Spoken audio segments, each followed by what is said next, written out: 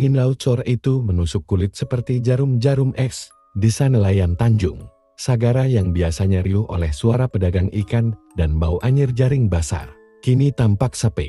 Rumah-rumah di tepi pantai menutup jendela rapat-rapat, pintu dipalang, dan perahu-perahu kecil ditarik jauh dari air seakan laut menyembunyikan ancaman. Langit bersil, namun bulan sudah menggantung pucat di ufuk timur.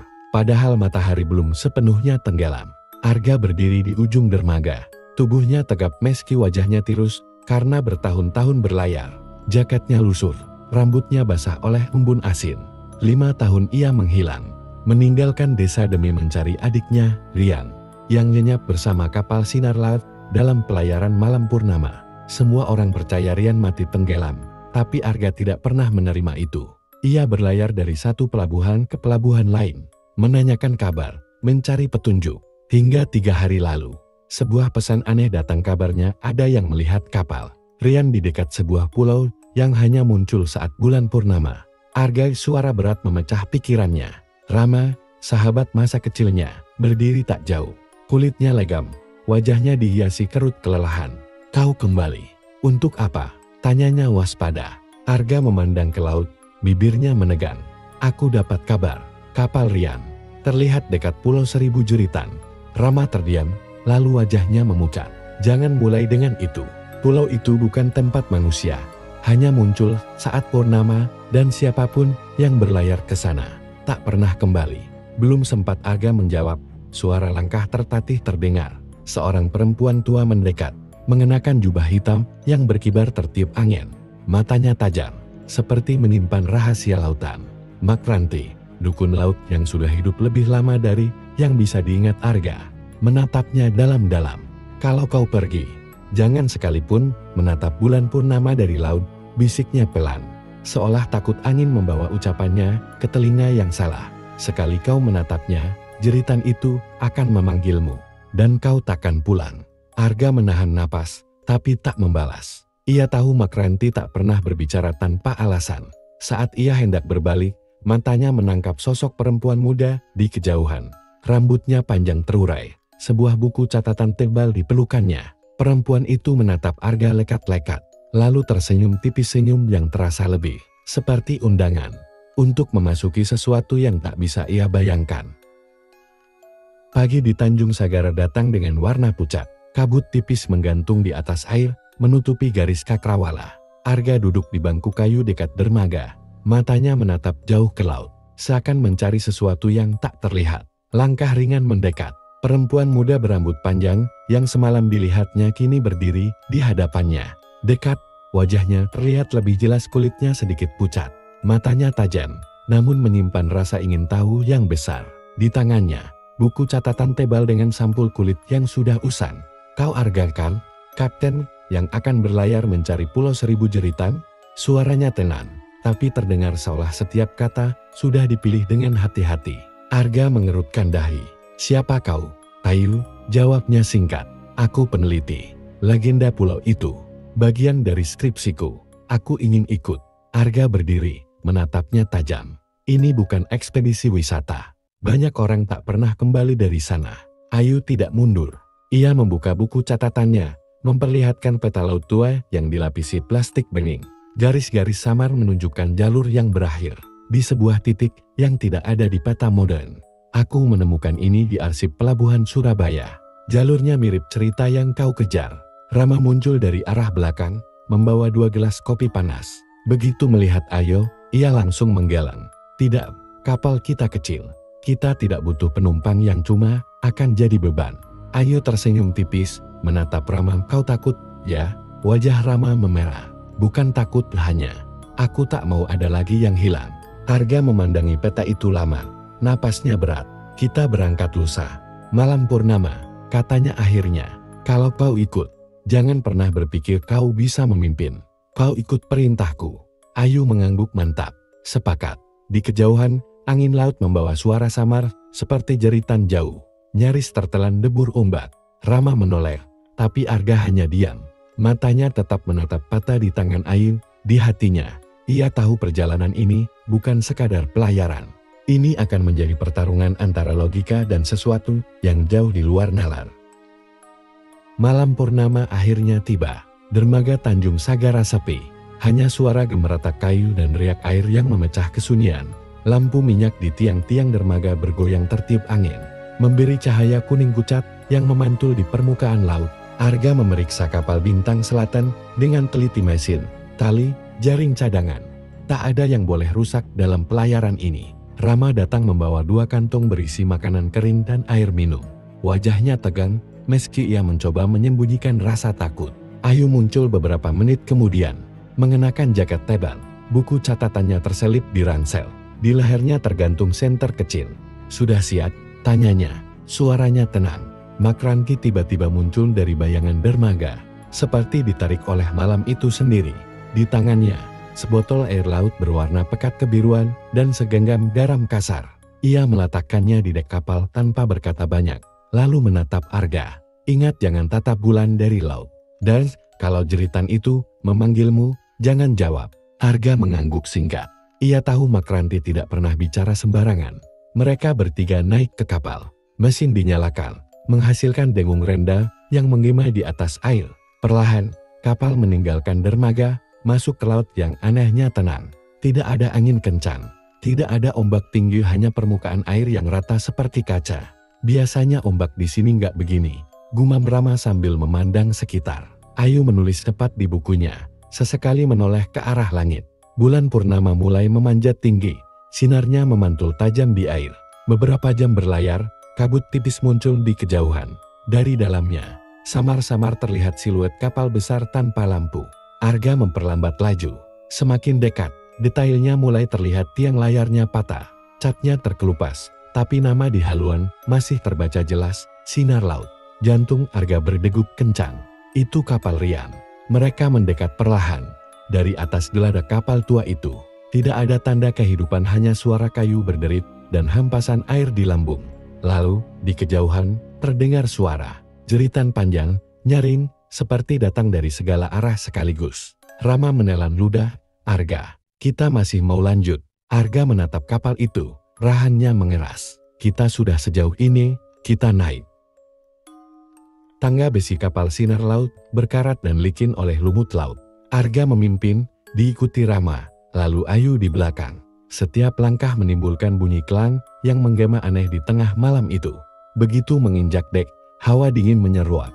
Berbeda dari dingin angin laut biasa ini, dingin yang membuat tulang terasa nyeri. Lampu senter mereka menyorot geladak yang berantakan. Tali terlepas, peti kargo terbuka, dan beberapa pakaian basah menempel di papan lantai seperti ditinggalkan tergesa-gesa. Tidak ada orang, bisik Ayu sambil menulis cepat di buku catatannya. Rama menoleh ke Arga. "Kalau ini kapal Rian, di mana krunya?" Arga diam, matanya menyapu setiap sudut. Ia mengenali bentuk kemudi dan beberapa tanda.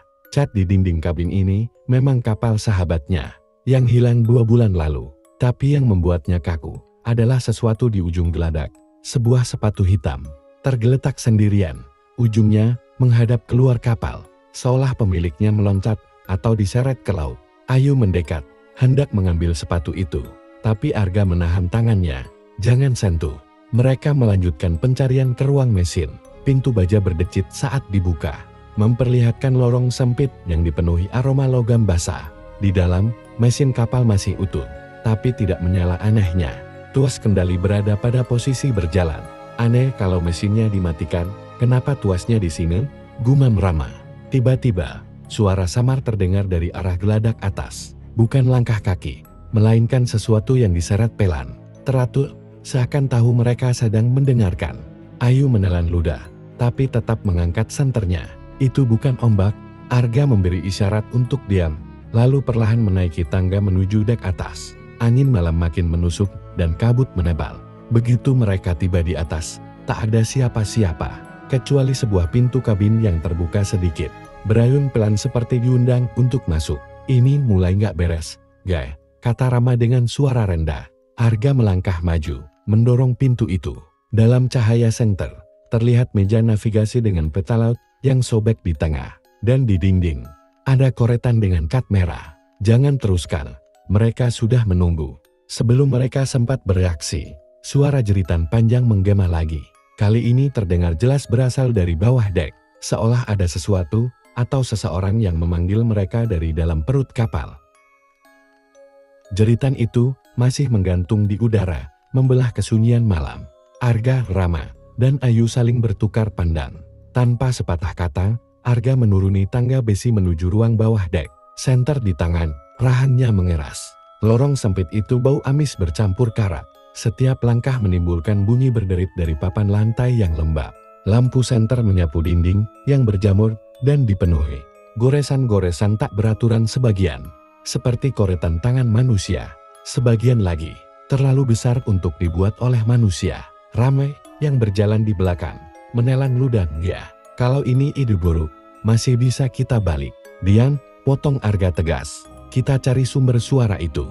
Ayu tetap menulis di buku catatannya meski tangannya bergetar. Cat merah di pintu tadi, itu bukan cat biasa. Warnanya terlalu pekat. Aku rasa itu darah yang sudah lama mengering. Langkah mereka terhenti di depan pintu baja yang tertutup rapat. Pintu itu memiliki lubang intip kecil. Arga mengintip sebentar, lalu menarik napas dalam-dalam. Gelap total, tapi ada sesuatu bergerak di dalam. Tanpa memberi kesempatan untuk ragu, ia memutar roda pengunci pintu. Enselnya berdecit panjang, membuka celah yang langsung, menghembuskan udara lembab bercampur. Bau busuk menyengat. Di dalam, ruangan itu kosong kecuali sebuah meja kayu rayot di tengahnya. Di atasnya, terdapat radio kapal tua. Aneh, radio itu masih menyala. Lampu indikatornya berkedip, tapi tak ada suara kecuali statis. Ayu mendekat, menekan tombol retrieve. Tiba-tiba, statis itu berubah menjadi bisikan. Suara lirih seorang pria yang berulang-ulang berkata, "Jangan ke pulau itu, mereka sudah bangun."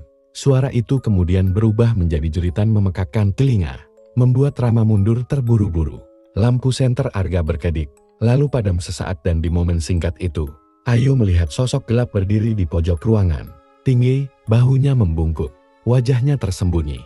Ketika lampu menyala lagi, sosok itu menghilang. Namun, di lantai, ada jejak kaki basah, mengarah ke pintu keluar. "Gak, kita nggak sendirian di sini." Suara Ayu nyaris berbisik. Arga tidak menjawab. Ia hanya menatap jejak itu, dan untuk pertama kalinya, sejak perjalanan dimulai, matanya mengandung ketakutan. Sejak kejadian di ruang bawah dek, suasana di kapal menjadi semakin berat. Angin laut yang biasanya hanya dingin kini terasa menusuk hingga tulang. Rama jarang berbicara, matanya sering terpaku ke arah geladak gelap di ujung kapal, seolah ada sesuatu yang memanggilnya. Arga menyadarinya. "Ram, lo baik-baik aja?" tanyanya suatu malam. Rama menoleh perlahan, senyum tipis menghiasi bibirnya, tapi tatapan matanya kosong. "Ada yang pengen gue temuin di pulau itu," jawabnya pelan. Kata-katanya membuat Ayu merinding sebelumnya. Rama adalah orang pertama yang ingin membatalkan perjalanan. Malam itu, Ayu terbangun karena suara langkah kaki di lorong kabin. Ia pikir itu Arga, tapi ketika mengintip dari pintu, ia melihat Rama berjalan ke arah haluan, sendirian, tanpa senter. Tubuhnya kaku, langkahnya mantap, seperti orang yang sedang tidur sambil berjalan. Ayu mengikutinya diam-diam. Angin malam membawa suara samar, seperti bisikan. Ia tak mengerti bahasanya, tapi nada suaranya seperti sedang memanggil. Rama berhenti di dekat pagar kapal, menatap lurus ke laut. Ayu melihatnya perlahan mengangkat kakinya, bersiap melangkah melewati pagar. "Rama," seru Ayu sambil menarik lengannya. Rama tersentat, matanya berkedip cepat. "Gue cuma mau lihat sesuatu di air," katanya ragu. Tapi Ayu tahu, wajahnya pucat, napasnya berat, seolah baru terbangun dari mimpi. Keesokan harinya, Arga menemukan sesuatu yang membuatnya makin resah. Jejak kaki basah yang sama, seperti di ruang bawah dek, kini muncul di dekat kabin mereka. Namun jejak itu hanya satu arah, dari laut menuju kabin Rama. Saat malam tiba, Ayu mendengar bisikan itu lagi. Kali ini lebih jelas, bawa mereka ke pulau, atau kau yang akan tinggal. Ayu terperanjat. Suara itu bukan berasal dari luar, melainkan dari balik tirai tempat tidurnya. Saat ia perlahan menarik tirai itu, ia tak menemukan siapa-siapa, hanya udara dingin dan bau amis yang menusuk hidung.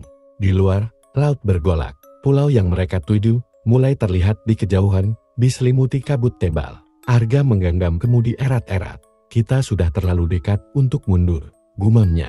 Ayu menatap Rama. Lelaki itu tersenyum samar, tapi di sudut bibirnya ada setetes air laut yang menetes perlahan. Pagi itu, kapal mereka perlahan mendekati pantai pulau. Kabut begitu tebal hingga matahari hanya tampak seperti buatan pucat di langit. Arga menurunkan jangkar beberapa meter dari bibir pantai, pasirnya merah gelap, seperti bercampur darah yang sudah mengering. Ayu menatap pulau itu dengan hati berdebar. "Kita yakin mau turun?" tanyanya, mencoba menahan rasa mual yang tiba-tiba muncul. Rama sudah berdiri di tepi kapal. Tatapannya terpaku pada hutan kelam di balik pantai. "Itu tempatnya," ucapnya pelan. Suaranya terdengar seperti bisikan yang tidak sepenuhnya miliknya. Begitu kaki mereka menyentuh pasir, hawa dingin menyelimuti, lebih menusuk dari angin laut. Pasir itu sedikit lengket, meninggalkan noda kemerahan di sepatu dan telapak tangan. Arga yang sempat meraihnya untuk menahan diri. Di tepi hutan, mereka menemukan sisa-sisa perkampungan tua. Pondok reot dengan dinding anyaman, bambu yang hampir roboh, perahu-perahu kecil terbalik penuh lumut, dan tiang kayu dengan ukiran aneh yang bentuknya menyerupai wajah manusia yang sedang berteriak. Ayu memperhatikan ukiran itu, kayak mereka sedang ketakutan. Rama mendekat, mengelus ukiran tersebut. "Bukan takut, mereka sedang berteriak minta tolong," katanya datar. Matanya tidak berkedip. Mereka memutuskan menjelajahi sedikit ke dalam hutan. Semakin jauh, suara ombak semakin memudar, digantikan oleh suara lirih nyanyian perempuan, melengking dan memanggil-manggil. Ayu mulai gemetar. "Arga, suara itu datang dari mana?" Sebelum Arga sempat menjawab, Rama melangkah lebih cepat, mengikuti suara tersebut. Setiap kali Ayu mencoba memanggilnya, ia tidak menoleh. Mereka tiba di sebuah lapangan kecil di tengah hutan. Di sana, tanahnya hitam pekat, dengan batu-batu yang tersusun melingkar. Di tengah lingkaran batu itu, berdiri sebuah patung perempuan setinggi manusia. Tubuhnya dililit oleh ukiran tentakel, dan matanya terbuat dari kerang putih yang memantulkan cahaya kabut. Suara nyanyian berhenti, hening. Lalu, dari balik patung, sesuatu bergerak bayangan tinggi, kurus, dengan rambut panjang menutupi wajah. Gerakannya seperti melayang di atas tanah. Ayu mundur, napasnya tersengal. "Arga, kita harus balik." Rama justru melangkah maju. Tidak, dia sudah menunggu. Di detik itu, mata patung itu berpendar redup, dan seluruh lingkaran batu bergetar. Kabut menebal, menelan mereka perlahan. Kabut semakin tebal saat malam menjelang. Ayu dan Arga menunggu di tepi lingkaran batu, sementara Rama berdiri tepat di hadapan patung perempuan berukir tentakel itu. Wajahnya kosong, seolah semua kesadaran telah diambil oleh sesuatu yang tak terlihat. "Ada yang gak beres. Arga, kita harus tarik Rama keluar dari sini," bisik Ayu. Suaranya bergetar. Arga menelan ludah, pandangannya tak lepas dari patung itu.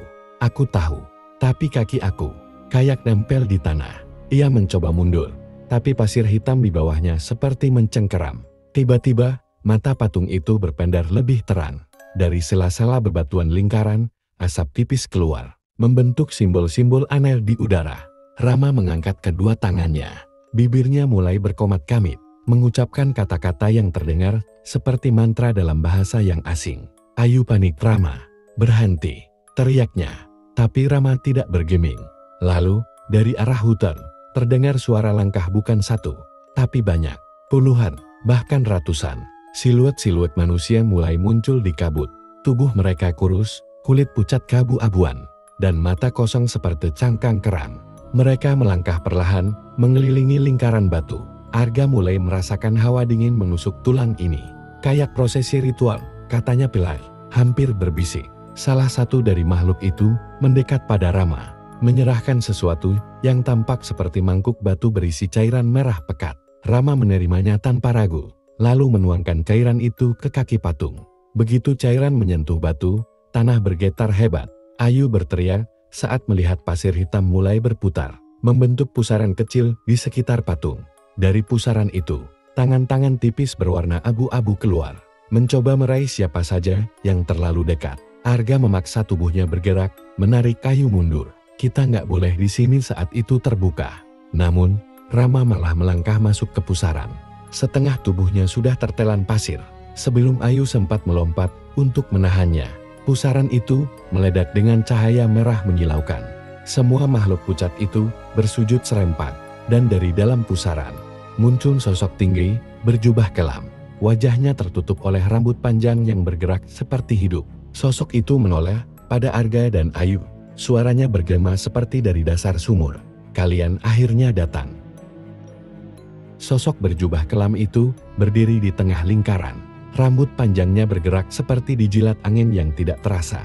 Matanya yang tersembunyi di balik helaian rambut terasa menatap langsung ke dalam jiwa Ayu dan Arga.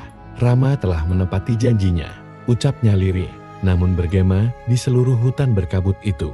Ayu maju setengah langkah, meski lututnya bergetar. Apa yang kamu lakukan sama dia? Sosok itu mengangkat kepala sedikit. Dia kembali pada asalnya. Kalian hanya melihat tubuhnya, tapi jiwanya sudah milikku sejak malam badai 13 tahun lalu. Arga memicingkan mata, mencoba mengingat. 13 tahun lalu. Itu waktu Rama hilang semalam penuh di dermaga tua. Benar, suara sosok itu merendah, namun kini ada nada kepuasan. Malam itu dia memanggilku. Dia ingin hidup panjang, kekuatan, balas dendam. Ayu menelan ludah. Balas dendam pada siapa? Sosok itu melangkah perlahan mendekati mereka. Tanah di bawahnya memerah seperti bara setiap kali kakinya menyentuh. Pada kalian, Arga dan Ayu saling berpandangan, bingung sekaligus takut. Apa maksudmu? Tanya Arga. Ayahmu, Arga, dan ayahnya Ayu, mereka adalah orang-orang yang mengurungku. Dalam patung itu, puluhan tahun lalu, Rama adalah keturunan satu-satunya yang mau memutus rantai penahanan ini. Ayu menggeleng, matanya berkaca-kaca. Kamu bohong, ayahku. Sosok itu memotong, suaranya tajam seperti sembilu. Ayahmu meninggalkan darahku di pasir hitam ini. Dia pikir bisa menghentikan kebangkitan. Tapi darah memanggil darah, dan kini waktunya tiba. Kabut semakin padat, dan dari baliknya, puluhan makhluk pucat yang tadi bersujud mulai berdiri. Mengitari Arga dan Ayu seperti pagar hidup. Tiba-tiba, suara Rama terdengar dari balik kabut. Bukan seperti suaranya yang dulu, tapi lebih dalam, bergema. Ayu, Arga, sekarang kalian akan merasakan apa yang aku rasakan selama ini. Bayangan tubuhnya muncul. Setengah manusia, setengah sesuatu yang tak bisa dijelaskan. Di punggungnya, akar-akar hitam menjalar, terhubung langsung ke pusaran pasir merah di belakang sosok berjubah. Arga mundur satu langkah, menarik Ayu. Kita harus keluar dari lingkaran ini, sekarang. Tapi sebelum mereka sempat bergerak, lingkaran batu di sekitar mereka menyala, membentuk simbol-simbol merah menyala di tanah. Sosok berjubah itu mengangkat tangannya, dan dunia seolah membeku. Tidak ada jalan keluar, kecuali satu, menyerahkan darah kalian. Cahaya merah dari simbol di tanah semakin terang, seperti denyut jantung yang berdegup kencang. Ayu merasakan panas menyengat di telapak kakinya, sementara Arga mencoba menahan napas agar pikirannya tetap fokus. Tidak ada yang bisa menghentikannya. Suara Rama bergema, namun matanya tampak berkilat aneh. Ada rasa sakit sekaligus kebencian di sana. Ayu memberanikan diri melangkah maju, meski tubuhnya bergetar. Rama, ini bukan kamu. Ini dia yang mengendalikanmu. Namun sosok berjubah kelam hanya tertawa lirih. Dia tidak dikendalikan. Ayu, dia memilih. Arga memandang Rama dengan tatapan penuh rasa ingin tahu bercampur marah. Kalau kau memilih ini, berarti semua yang kita alami sejak awal. Jebakanmu. Rama menunduk sebentar, lalu mengangkat kepala dengan senyum tipis. Kalian tidak pernah peduli saat aku menghilang. Tidak ada yang mencari. Tidak ada yang bertanya. Jadi aku membuat mereka datang padaku. Ayu menggeleng. Air mata jatuh tanpa ia sadari. Kamu salah. Aku mencarimu. Aku bahkan. Tiba-tiba, tanah di sekitar lingkaran retak. Dan dari celah itu muncul tangan-tangan pucat. Penuh darah yang mencoba menarik mereka masuk. Arga meraih tangan Ayu. Menariknya mundur. Kita harus pecahkan simbol ini. Sosok berjubah mengangkat tangannya, dan seluruh makhluk pucat itu berteriak serempak suara mereka, bagai ribuan kuku menggaruk kaca. Arga mengambil batu besar dari tanah, lalu menghempaskannya ke salah satu garis merah di tanah. Simbol itu berkilat lebih terang, tapi retakan mulai muncul di cahayanya. Rama berteriak marah, suaranya bukan lagi seperti manusia. Berhenti. Ayu, dengan tenaga terakhirnya, menginjak bagian tengah simbol. Cahaya merah itu pecah seperti kaca, menyilaukan mata. Hening, kabut menghilang sesaat, meninggalkan hanya hutan kosong. Rama berdiri terengah-engah, wajahnya kembali seperti dulu. namun di balik matanya masih ada kilau hitam. Sosok berjubah itu lenyap, atau mungkin bersembunyi. Ayu menatap Rama, ini belum selesai kan? Rama hanya tersenyum samar. Tidak, ini baru dimulai. Pagi itu, Ayu, Arga, dan Rama berjalan kembali menuju desa. Kabut telah menghilang, namun suasana aneh terasa menyelimuti jalan setapak. Udara berat, seakan setiap hembusan napas membawa rasa dingin dari dalam tanah. Ketika mereka melewati gapura desa, pemandangan yang mereka lihat membuat darah membeku. Semua rumah tertutup rapat, jendela dipalang dari dalam, dan pintu gerbang desa terkunci dengan rantai besar berkarat. Apa yang terjadi? Bisik Ayu. Dari kejauhan, seorang pria tua muncul di tengah jalan. Kulitnya pucat, matanya kosong seperti patung. Dia berjalan pelan. Langkahnya tidak sinkron dengan gerakan tubuhnya, seolah ada sesuatu yang menggerakkannya. Arga memegang lengan Ayu, menahan agar mereka tidak terlalu dekat. Itu bukan cara manusia berjalan. Pria tua itu berhenti tepat 5 meter di depan mereka. Lalu, dari balik rumah-rumah, puluhan penduduk desa keluar. Dengan ekspresi dan gerakan yang sama. Mata mereka kosong, tapi mulut mereka tersenyum tipis. Rama menatap pemandangan itu dengan wajah kaku. Ini ulahnya. Dia sudah menanamkan pengaruh di desa ini sejak lama. Ayu berbisik, dia, sosok berjubah itu. Rama mengangguk perlahan. Dia memanggil mereka sebagai anak-anak tanah. Mereka hidup, tapi bukan sepenuhnya milik dunia ini. Salah satu penduduk, seorang wanita muda, membuka mulutnya. Suara yang keluar bukan suara wanita itu, melainkan suara sosok berjubah kelam. Arga, Ayu, sudah kubilang, tidak ada jalan keluar. Desa ini adalah lingkaran. Jalan manapun yang kalian tempuh akan membawamu kembali ke sini. Arga melangkah maju, mencoba menantang. Kalau memang mau, hadapilah kami langsung. Tapi semua penduduk bergerak serempak, mendekat. Langkah mereka lambat namun pasti. Dari celah tanah, akar-akar hitam menjalar cepat, melilit kaki mereka bertiga.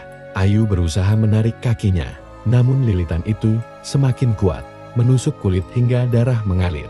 Dari tanah di depan mereka, perlahan muncul batu nisan tua dengan tulisan yang sudah memudar. Rama menatap nisan itu dengan ekspresi ketakutan yang jarang terlihat darinya. Itu namaku, bisiknya lirih. Ayu dan Arga menatapnya, bingung. Apa maksudmu? Rama menoleh, wajahnya pucat. Aku seharusnya sudah mati. Langit perlahan menggelap meski matahari masih tinggi. Angin berhenti, dan dari kejauhan terdengar bisikan 1000 suara yang sama. Serahkan darah terakhir, maka pintu akan terbuka. Ayu merasakan bulu kuduknya berdiri. Pintu kemana? Rama menjawab pelan, nyaris tak terdengar. Ke tempat kita tidak akan pernah kembali. Langit desa berubah menjadi merah darah. Cahaya itu bukan dari matahari, melainkan dari simbol raksasa yang kini membentuk lingkaran di seluruh desa. Dari celah tanah, asap hitam menyembur, membawa bau busuk seperti daging terbakar. Penduduk yang dikendalikan berdiri, membentuk barisan di sekeliling Ayu, Arga, dan Rama. Mata mereka berkilat merah, mulut mereka berbisik serempak, darah terakhir, darah terakhir. Ayu menoleh ke Rama, kamu bilang kamu seharusnya sudah mati. Maksudnya apa? Rama menghela napas panjang, menatap tanah. Malam itu, 2 tahun lalu, aku meninggal di hutan ini. Dia, sosok berjubah itu, menawarkan kesempatan untuk kembali hidup. Syaratnya, aku harus menyerahkan 2 orang teman yang datang mencariku. Arga menatapnya penuh amarah. Jadi dari awal semua ini jebakanmu? Rama menunduk. Awalnya iya, tapi setelah kalian datang, aku sadar aku tidak sanggup menyerahkan kalian. Suara berat sosok berjubah bergema di udara, meski wujudnya belum terlihat. Perjanjian adalah perjanjian, Rama, darah harus dibayar. Tiba-tiba tanah di depan mereka retak, dan dari dalamnya muncullah pintu batu raksasa, penuh ukiran kuno. Simbol-simbol di permukaannya menyala merah. Udara di sekitarnya berputar seperti pusaran angin, menarik segala sesuatu mendekat. Penduduk desa mulai melangkah menuju pintu itu, satu persatu, seperti pasukan boneka. Lilitan akar hitam di kaki Ayu dan Arga semakin kuat, menarik mereka ke arah pusaran. Rama memandang mereka, lalu menatap pintu itu. Kalau salah satu dari kita masuk, pintu akan tertutup. Itu satu-satunya cara menghentikan ini. Ayu terkejut. Kamu mau mengorbankan diri? Rama tersenyum tipis. Seharusnya aku sudah mati sejak lama. Mungkin ini caraku memperbaikinya. Sebelum Arga sempat menghentikannya, Rama melepaskan lilitan akarnya dan berlari menuju pintu batu. Sosok berjubah muncul di atas pintu. Wajahnya tak terlihat, hanya dua mata merah menyala. "Rama, kalau kau masuk, kau tidak akan kembali," bisiknya dengan nada seperti godaan. Rama menatapnya tajam. "Lebih baik begitu, daripada terus hidup di bawah bayanganmu." Dengan langkah mantap, ia masuk ke pintu batu. Begitu tubuhnya melewati amban, cahaya merah meledak, pusaran angin berhenti, dan seluruh penduduk desa jatuh pingsan. Sosok berjubah mengeluarkan jeritan panjang yang membuat udara bergetar, lalu menghilang bersama pintu itu. Ayu dan Arga berdiri terpaku. Hutan kembali sunyi, hanya tersisa aroma tanah basah setelah hujan. Arga menatap Ayun dia. Beneran pergi? Ayu menahan air mata. Dia menepati janjinya dengan caranya sendiri. Mereka berjalan keluar desa. Tapi entah kenapa, Ayu merasa dari sudut matanya ada siluet Rama yang tersenyum di tepi hutan. Sebelum perlahan memudar bersama kabut.